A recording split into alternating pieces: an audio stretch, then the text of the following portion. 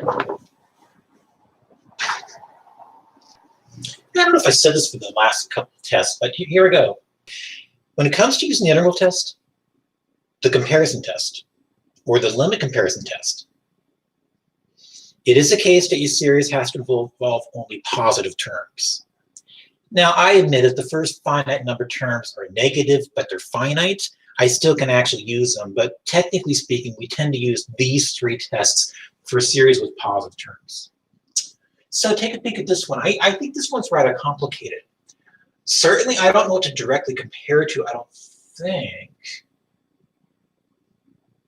So if you don't mind, I'm simply going to focus on something that looks familiar, namely the 1 over n.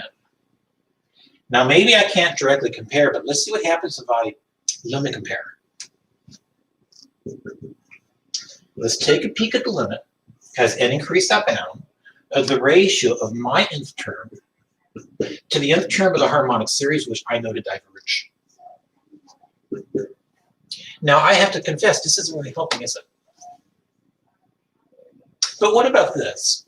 What if I can come in and maybe differentiate so that upstairs and downstairs I get the derivatives of my 1 over n's all over the place so they cancel?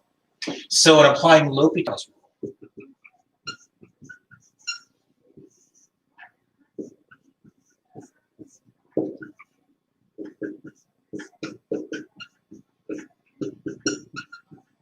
I'm hoping when you look what I'm writing that you understand that this is completely mathematically illegal. I've committed the grave mathematical sin of differentiating expression in n with respect to n, where n is a discrete, not continuous variable. So what I have on the board, as far as I'm concerned, is complete nonsense. So if you don't mind me modifying this, let's consider my function f to have an output, which is this, where that's being replaced with x. Then can't I rewrite this as such? You can even forget what I said about the function. Just rewrite it in terms of a continuous variable.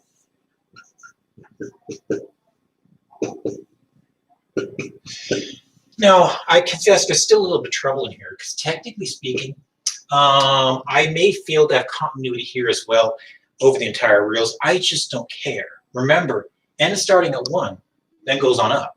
And for those values of x, I do think I have continuity with that first term as its own function.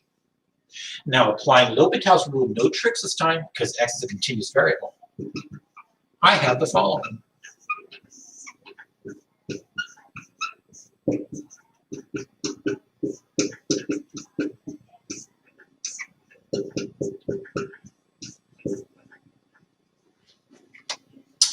Clearly, I have a tad bit of cancellation. This is going to leave me with the limit of what's left over in black, if you can see it. Pull the constant coefficient out front. The limit of that is x increased that bound certainly is 1.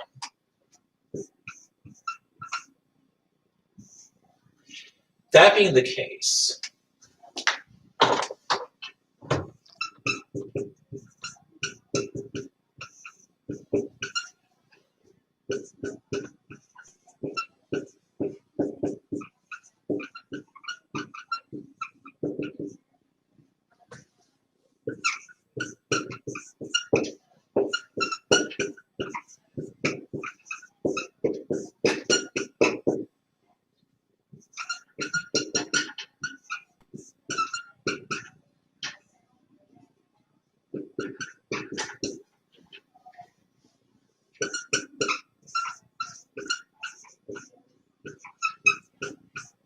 my poor pen, it gets so much abuse.